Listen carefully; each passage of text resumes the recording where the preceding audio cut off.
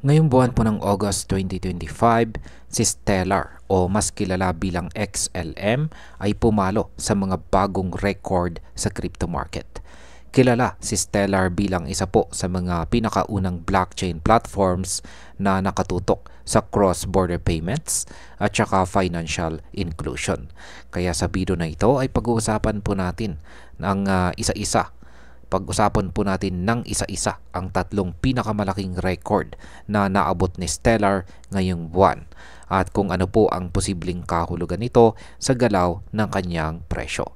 Pero bago po tayo magpatuloy, ay pakibasa na lamang po muna ang disclaimer dito po sa ibaba ng ating screen. At simulan po natin sa ating unang katanungan kung saan ay ano po ang bagong record sa Stellar's total value lock ngayong August. Yan, ito na rin yung kanyang first record. Yan, Stellar's total value lock reach an all-time high.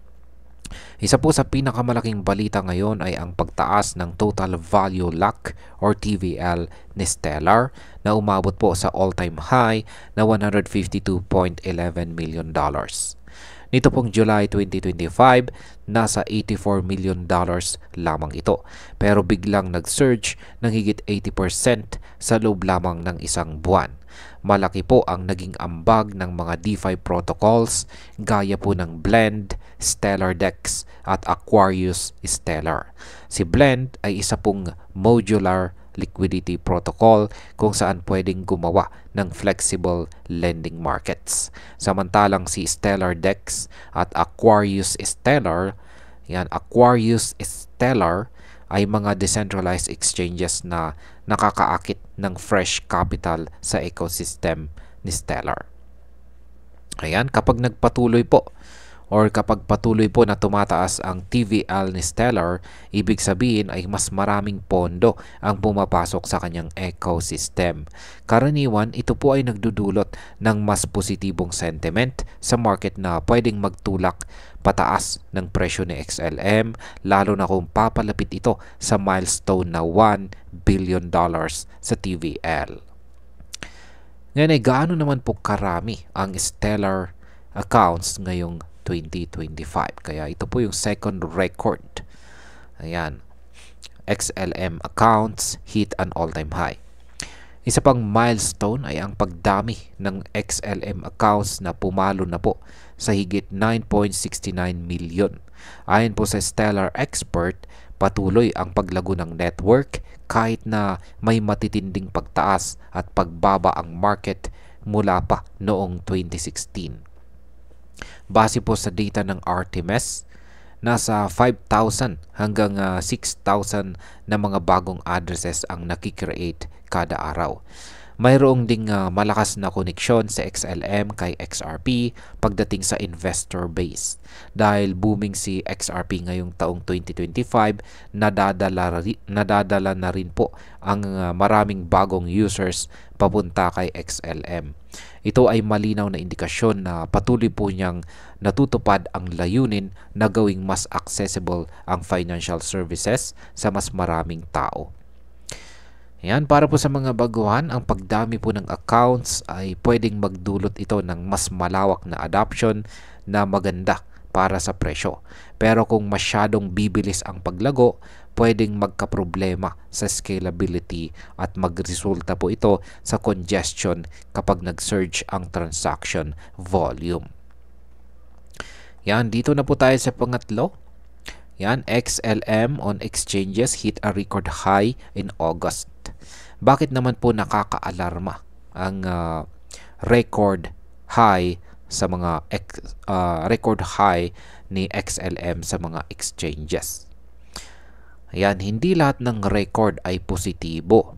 Ngayong August, umabot po sa all-time high ang supply ni XLM sa mga exchanges na higit 1.03 billion.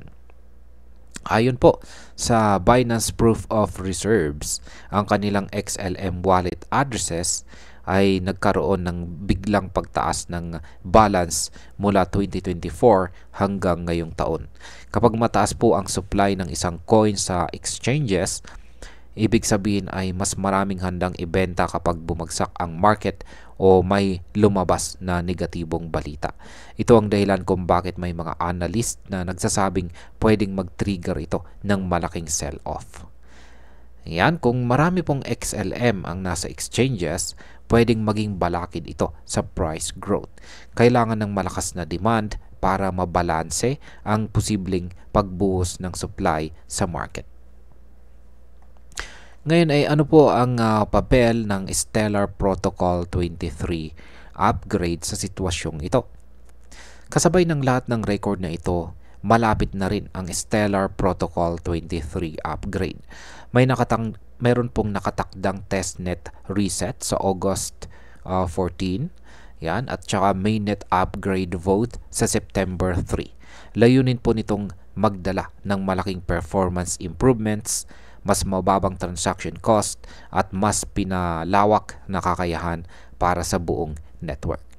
Kapag naging matagumpay po ang upgrade, pwedeng mapawi ang takot ng market sa scalability issues at magbigay po ng mas magandang sentiment sa mga investors. Posible rin itong maging trigger para sa bagong wave ng adoption. At ayan, bilang panghuli, ang para sa akin ay ang mga record na naabot po ni Stellar ngayong August ay malinaw na indikasyon na patuloy po siyang lumalakas sa DeFi at saka crypto adoption. Ang mabilis po na pag-akyat ng TVL at accounts ay napaka-positibo para sa kanyang pangmatagalang potensyal. Pero hindi dapat baliwalain ang mataas na supply sa mga exchanges dahil pwede po itong magdulot ng short-term pressure sa presyo. Kung magiging matagumpay po ang Protocol 23 upgrade, pwede po nitong baguhin ang laro para kay Stellar at magdala ng mas matatag na market confidence. At ayan, hanggang dito na lamang po tayo sa video na ito mga ka-crypto. Marami pong salamat sa panonood. Ingat po tayo lagi at God bless po sa ating lahat.